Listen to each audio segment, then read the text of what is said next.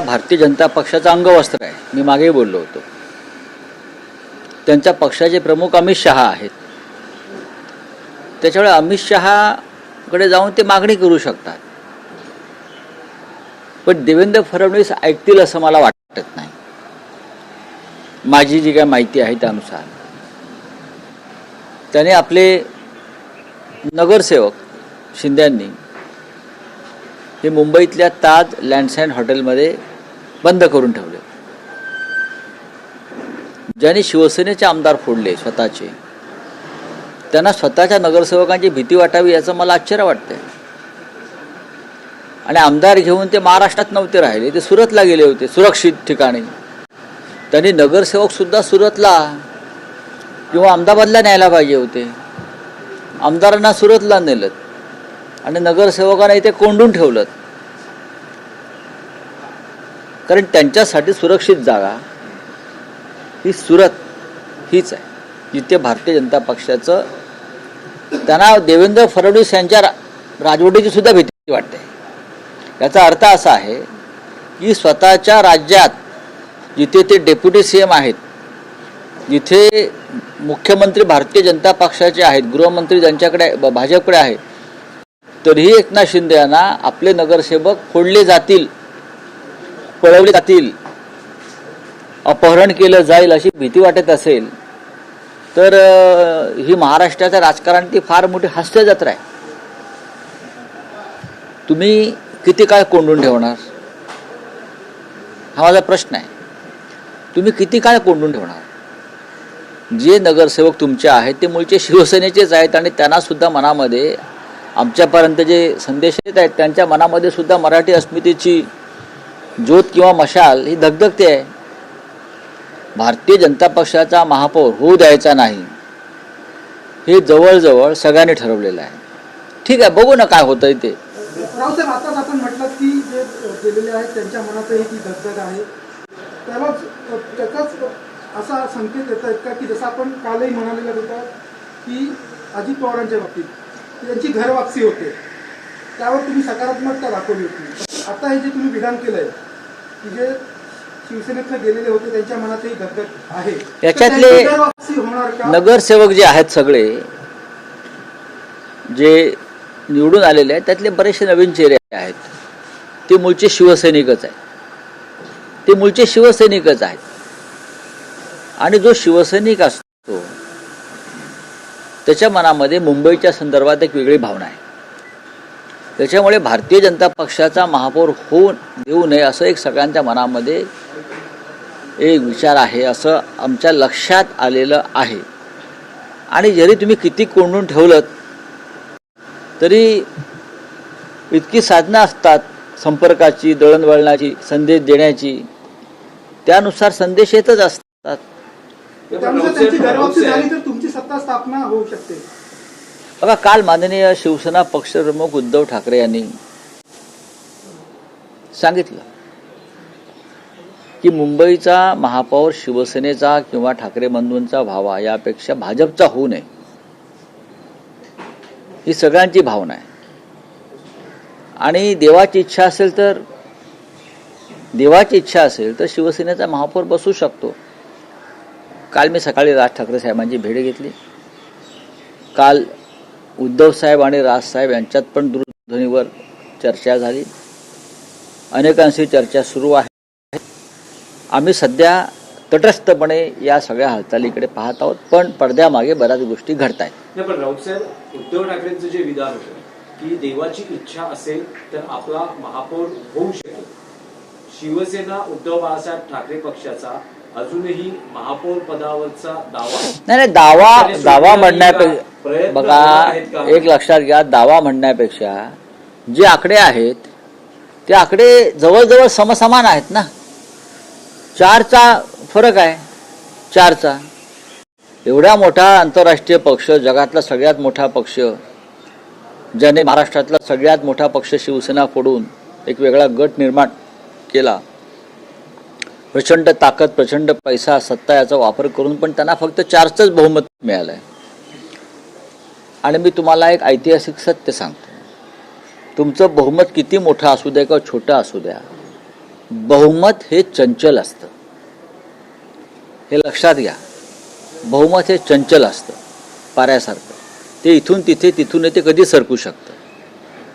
हा एक खांबी डोलारा मोदींच्या करंगळीवरती उभा आहे, एवढंच सांगतो. नाही, पण जे मुख्यमंत्र्यांचं असं म्हणणं आहे की उद्धव ठाकरेंचं जेव्हा विधान आलं की देवाच्या मनात असेल किंवा देवाची इच्छा असेल तर आपला महापौर होऊ शकतो. फडणवीस असं म्हणतात की उद्धव ठाकरेंना कोणत्या देवाबद्दल बोलायचं, इन्व्हर्टेड मध्ये देवा. त्यांचं असं म्हणणं आहे की महायुतीचाच महापौर बसेल ही देवाची इच्छा. नाही, महायुतीचा महापौर बसला असता तर 29 नगरसेवक कोंडून नसते ठेवले ना त्यांच्या सहकारी गटानं. जर एवढं सोपं असतं तर 29 नगरसेवक त्यांच्याच राज्यात कोंडून नसते ठेवले. याच्यावरती आमच्या देवाभाऊंचं काय म्हणणं आहे? त्यांची सुटका करा. त्यांचे नातेवाईक काही नगरसेवकांचं कदाचित अपहरण झालं म्हणून तक्रार देऊ शकतात. देवेंद्र फडणवीस 5 दिवस महाराष्ट्रात नाहीये, दावोसला आहेत. या 5 दिवसात बरंच काही घडू शकतं. नाही, डावोसला ते आहेत, काय गुंतवणूक वगैरे आणतात असं म्हणतात. ते अनेक वर्ष डावोसला जातात, पण गुंतवणूक का महाराष्ट्रात दिसत नाही कुठे. त्यांची सगळी गुंतवणूक ही निवडणुकीमध्ये असते, स्वतःची, नगरपालिकांपासून लोकसभेपर्यंत. त्याच्यामुळे जी गुंतवणूक परदेशातून यायला पाहिजे ती आम्हाला कधीच दिसली नाही. आणि डावोसला बसून पण ते महानगरपालिकेचंच राजकारण करणार तिथे बसून. तर डावोसला जाता कशाला? मग इथे बसून डावोसची इन्व्हेस्टमेंट आणा ना तुम्ही. नाही, पण स्कोप आहे शिवसेना उद्धव बाळासाहेब ठाकरे पक्षाला, जेव्हा फडणवीस हे महाराष्ट्रात नाहीये, अनेकांशी संपर्क संवाद. फडणवीस महाराष्ट्रात नसले तरी ते राज्याचे मुख्यमंत्री आहेतच ना. फडणवीस यांना हे मान्य होईल का की अमित शहाच्या पक्षाचा इथे महापौर व्हावा? याचं उत्तर मला तुम्ही द्या की देवेंद्र फडणवीस यांना हे मान्य होईल का की अमित शहा यांचा जो पक्ष आहे आणि त्याचे जे 29 नगरसेवक आहेत ज्यांना कोंडून ठेवलं आहे आणि जे हट्ट धरून बसलेत की आमचाच महापौर करा, हे फडणवीस करतील का? मी फडणवीसांना जे काही ओळखतो बरं का, ते वेताळाप्रमाणे हट्टी आहेत एवढंच सांगतो. नगरसेवक निवडून आलेले आहेत. हे असं आहे की देवेंद्र फडणवीस असं म्हणाले, मी आज ऐकलं की मुंबईतल्या मराठी मतदारांनी आम्हाला मतदान केलं, शिवसेनेला नाही. मग हे 76 आले कुठून? आपण जे म्हणताय ना की मुंबईतल्या मराठी मतदारांनी आम्हाला म्हणजे भाजपला मतदान केलं असा दावा जर देवेंद्र फडणवीस करत असतील तर तुम्ही सांगताय 76 हा आकडा आला कुठून? हे त्यांचीच आहेत ना बहुसंख्य त्यातले भाजपचेच आहेत. हा, पण राऊसाहेब, बऱ्याच दिवसानंतर महाराष्ट्राच्या राजकारणात हॉटेल पॉलिटिक्स परत सुरू झालेलं आहे. त्यावर काय सांगाल? कारण सत्ता उलथापालथ झाली तेव्हाही हॉटेल पॉलिटिक्स होतं आणि महाराष्ट्रातही आता हॉटेल पॉलिटिक्स सुरू झालेलं आहे. नाही, नगरसेवक स्वतःच्याच राज्यात जर लपून ठेवायची वेळ येत असेल त्या राज्यातली कायदा सुव्यवस्था पूर्णपणे ढासळलेली आहे हे एकनाथ शिंदे यांनी फडणवीसांना दाखवून दिलं आहे. राज्य त्यांचं, गृहमंत्री त्यांचा, मुख्यमंत्री त्यांचा, संपूर्ण बहुमताचं सरकार, दादागिरी त्यांची, गुंडगिरी त्यांची, माफिया त्यांचे. तरीही एकनाथ शिंदे यांच्यासारख्या स्वतःला भाई म्हणून घेणाऱ्या अमित शहाच्या माणसाला स्वतःचे नगरसेवक बंद करून ठेवावे लागतात. या राज्यातली कायदा सुव्यवस्था पूर्ण खतम झालेली आहे. पण हे महापौर पद मागणं, कारण शिंदे आग्रही असणं, यामागे असं म्हटलं जाते की आतापर्यंत मुंबईचा महापौर शिवसेनेचाच अशी एक प्रथा परंपरा राहिलेली आहे. नाही, शिवसेनेचा जन्मशताब्दी शिवसेनेचा डुप्लिकेट शिवसेनेचा नाही ना. ही शिवसेना नसून अमित शहाची सेना असं आम्ही वारंवार सांगतो आहोत. म्हणजेच अमित शहाना त्यांचा माणूस मुंबईवर बसवायचा आहे. अमित शहाना एकनाथ शिंदेच्या गटाच्या, स्वतःच्या गटाच्या माध्यमातून त्यांचा माणूस बसवायचा आणि देवेंद्र फडणवीस त्याला मान्यता देणार नाही. पण बाळासाहेबांचं जन्मशताब्दी वर्ष ते आम्ही बघू ना, त्यामुळे ते आम्ही पाहू ना, महापौर असावा, ते आम्ही पाहू ना. शिवसेनेचा महापौर असावा असायला पाहिजे, असायलाच पाहिजे. पण बाळासाहेबांच्या जन्मशताब्दीलाच एकनाथ शिंदे यांच्यासारख्या लोकांनी मुंबईचं महापौरपद किंवा मुंबई भाजपला दान केली, भाजपच्या घशात घातली. याबद्दल त्यांना बाळासाहेब ठाकरे कधीच माफ करणार नाहीत. आता आपण म्हटलं की मुंबईचा महापौर शिवसेनेचा असला पाहिजे, तर त्यासाठी पर्याय कुठले उपलब्ध? कारण आकड्यांचं आपण जर गणित पाहिली तर आपल्याकडे दोनच पर्याय समोर शक्यता दिसतात. एकतर भाजपबरोबर सरळ थेट जाणं, अन्यथा उभाटाचे माफ करा शिंदे सेनेचे जे काही आपले नगरसेवक आहेत त्यांना घरवापसी करून घेऊन काँग्रेस, राष्ट्रवादी आणि अन्य असं दोनच पर्याय आपल्यासमोर. हो, पण मला असं वाटतं की तुम्ही थोडं थांबलं पाहिजे. सगळ्या प्रश्नांची उत्तरं आता कशाला द्यायची? जे 29 नगरसेवक कोंडले गेलेले आहेत त्यांचा जो कोंडमारा सुरू आहे तो मराठी अस्मितेचाही कोंडमारा आहे ना त्यांचा. निवडून आले वगैरे ठीक आहे, पण शेवटी मुंबई ही भाजप धर्जिण्या भांडवलदारांच्या हातात जावी असं कोणालाच वाटणार नाही. एकनाथ शिंदे सोडले तर असं कुणालाच वाटणार नाही. जसं एकनाथ शिंदेंनी त्यांच्या विचारधारेसाठी वगैरे बंड केलं, तसा बंड करण्याचा अधिकार विचारधारेसाठी इतरांना सुद्धा असू शकतो त्यांच्या पक्षामध्ये. नाही, पण राऊत साहेब, देवेंद्र फडणवीसांनी निवडणुकीच्या काळात एक भाकीत केलं होतं की ठाकरे बंधूंच्या युतीत राज ठाकरे हे सगळ्यात बिग लुझर राहतील. काल फडणवीसांनी पुन्हा तेच म्हटलेलं आहे की राज ठाकरेंचा ठाकरे बंधू युतीत काहीही फायदा झाला नाही, फायदा उद्धव ठाकरेंचा झालेला आहे आणि राज ठाकरे हे या निवडणुकीत मोठे लुझर ठरलेले. नाही, बघा, देवेंद्र फडणवीस काय बोलतात त्याच्यावरती महाराष्ट्राचं मुख्यमंत्री आहेत म्हणून त्यांचं ऐकलं जातं. राज ठाकरे यांना दुर्दैवानं कमी जागा मिळाल्या आणि हे दुःख सगळ्यांना आहे आम्हाला. आम्ही आत्ता राजसाहेबांच्या पक्षाचे एक उमेदवार आले होते आमच्याकडले, ते हे सांगायला की शिवसेनेनं आमच्यासाठी प्रचंड मेहनत घेतली पण थोड्या मताने मी पडलो. आम्ही ठिकठिकाणी महाराष्ट्र नवनिर्माण सेनेचे उमेदवार निवडून यावे यासाठी आम्ही प्रयत्न केले. दुर्दैवानं फार मोठं यश महाराष्ट्र नवनिर्माण सेनेला जरी येऊ शकलं नाही तरी मी त्यांना फडणवीस म्हणतात किंवा काड्या घालतायत तसं काही लुजर वगैरे मानत नाही. राज ठाकरे आणि उद्धव ठाकरे यांचं सगळ्यात मोठं भूमिका होती की मराठी माणसानं एकत्र यावं, एकजूट व्हावी. मी असं मानतो की शिवसेनेचे निवडून आलेले 66 लोक हे राजसाहेबांचेच आहेत आणि मनसेचे 6-7 लोक जे आले तेही आमचेच आहेत.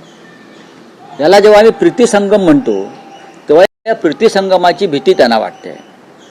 आमचे 4 आले आणि त्यांचे 10 जास्त आले ह्याच्यासाठी ही ठाकरे बंधूंची युती झाली नव्हती. मिस्टर फडणवीस, एक लक्षात घ्या, आमच्यावरती आमचे नगरसेवक लपून ठेवायची वेळ आलेली नाही आहे तुम्ही फोडाल वगैरे म्हणून.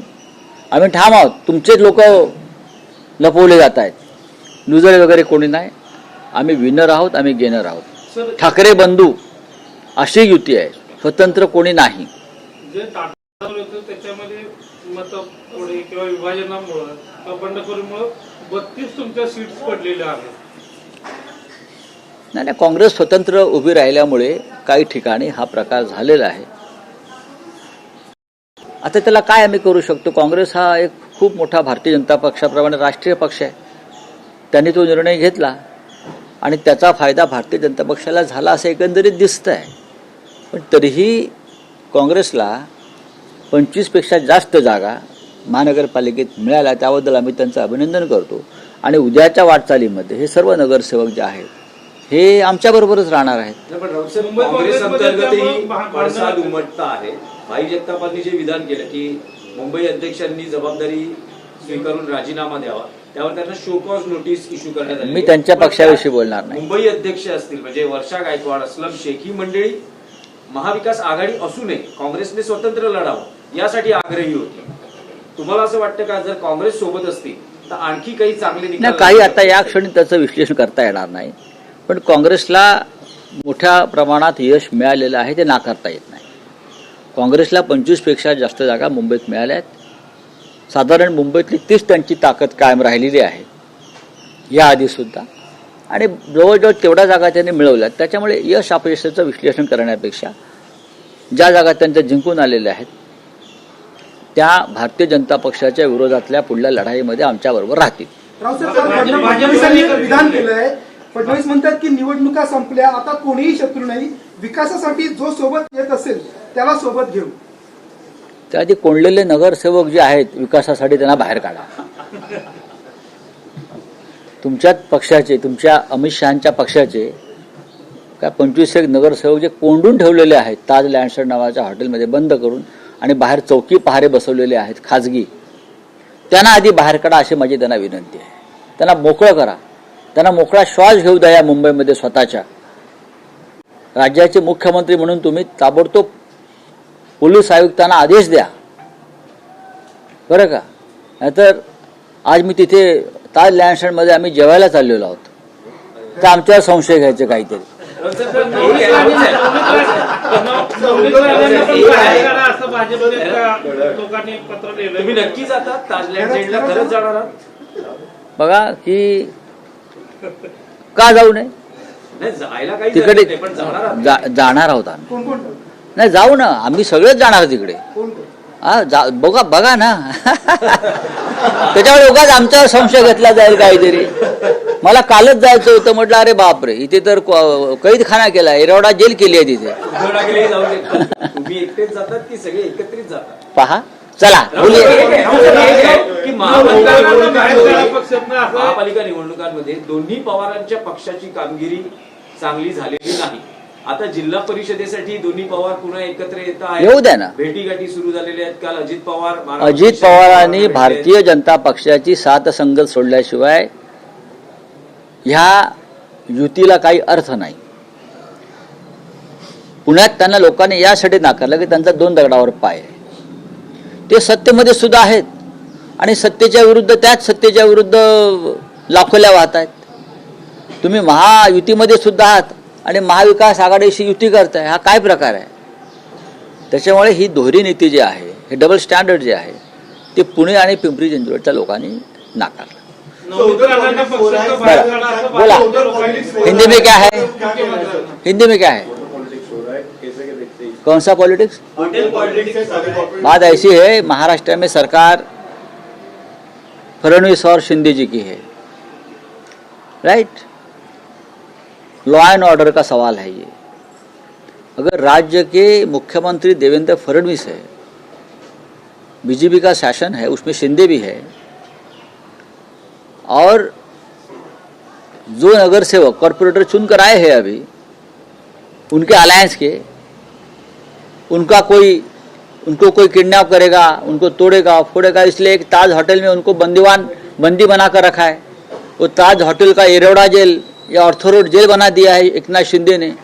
ये बहुत ही नाइंसाफी है. जो 29 या 25 लोग जो वहाँ बंद करके रखे हैं, उनको तुरंत वहाँ से छोड़ना चाहिए, मुक्त करना चाहिए. ये उनके अधिकारों पर हमला है.